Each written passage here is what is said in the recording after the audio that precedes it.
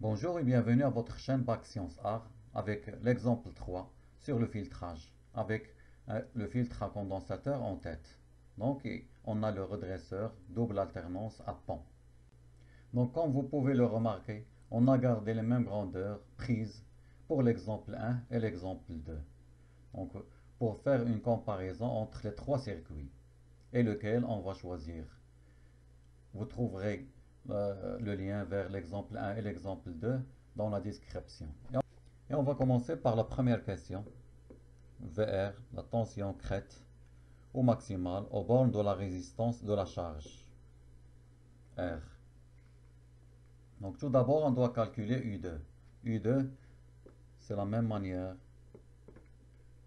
qu'on a fait pour l'exemple 1 et l'exemple 2. Donc c'est U1 divisé par le rapport de transformation multiplié par racine carrée de 2. Donc j'utilise toujours l'autre formule parce qu'il y a des ouvrages qui le U1 sur 4 multiplié par 1 sur... Donc il y a des ouvrages qui utilisent cette formule. Pardon, 707. Donc et on remplace, on a trouvé.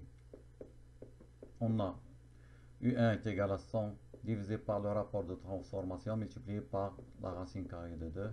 Et on va trouver une valeur pour U2 35,36 volts. Donc ça c'est U2. Donc VR max est égal à U2 moins 2 fois la chute de tension aux bornes des diodes. Donc on a un circuit à pont ou à double alternance.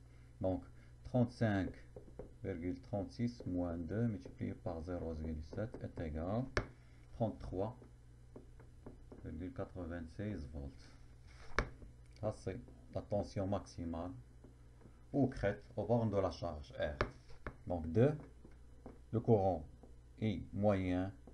Donc on applique la loi d'Ohm, égal à VR sur la résistance.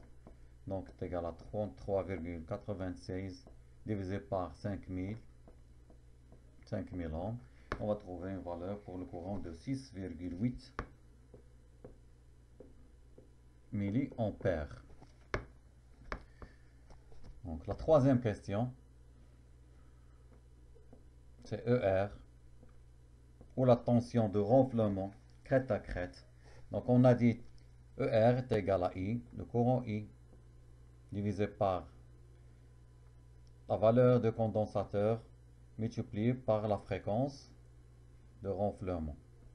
Donc, est égal. I, on vient de trouver 6,8, 10 à la puissance moins 3. Donc, ampères.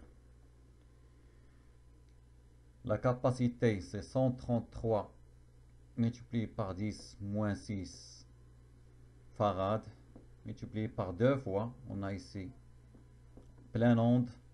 Donc, on doit multiplier par 2 la fréquence. Donc 2 fois 50.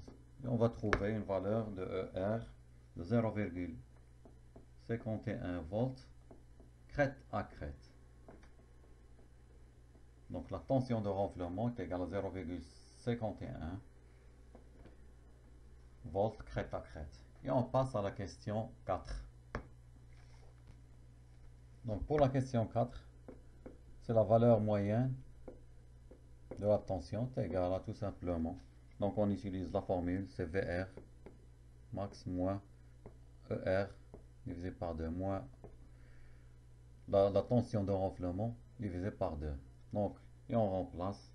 Donc, VR c'est 33,96 volts moins 0,51 divisé par 2. On va trouver une valeur de 33,70 volts. Donc ça c'est la tension moyenne au bord de la charge. 5. L'indice de renflement. L'indice de renflement est égal à ER, c'est la tension de renflement divisé par la tension maximale au borne de la charge. Donc on a trouvé 0,51 divisé par 33,86. Ça nous donne une valeur de 0,02. Donc l'indice de renflement est égal à 0,02. Et on va passer à la comparaison Donc, on va comparer entre les trois circuits qu'on vient d'étudier. Donc, comme vous pouvez le remarquer, la tension ici de renflement de redresseur 3. Donc, on va comparer le redresseur 3 et le redresseur 1. Donc, la tension de renflement de ER3 est inférieure à celle de redresseur 1. Simple alternance. Donc, on a ER3 est inférieur à ER1. Donc, moins d'ondulation. Donc, R3, le redresseur à l'exemple 3 est meilleur. Donc, puisqu'il donne moins d'ondulation, meilleur que R1. Aussi, le redresseur 3 donne une tension de sortie VR3, comme vous pouvez le remarquer, qui est presque le double, donc presque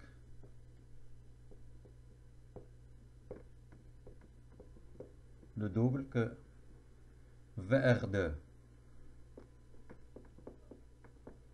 Donc R3 est meilleur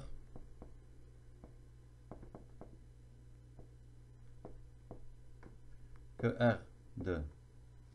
Donc si on a à choisir entre les trois redresseurs, on doit opter pour l'exemple 3, celui de double alternance à pan. Merci de votre attention. N'oubliez pas de vous abonner à votre chaîne et je vous donne rendez-vous, Inch'Allah, pour une nouvelle leçon. Merci.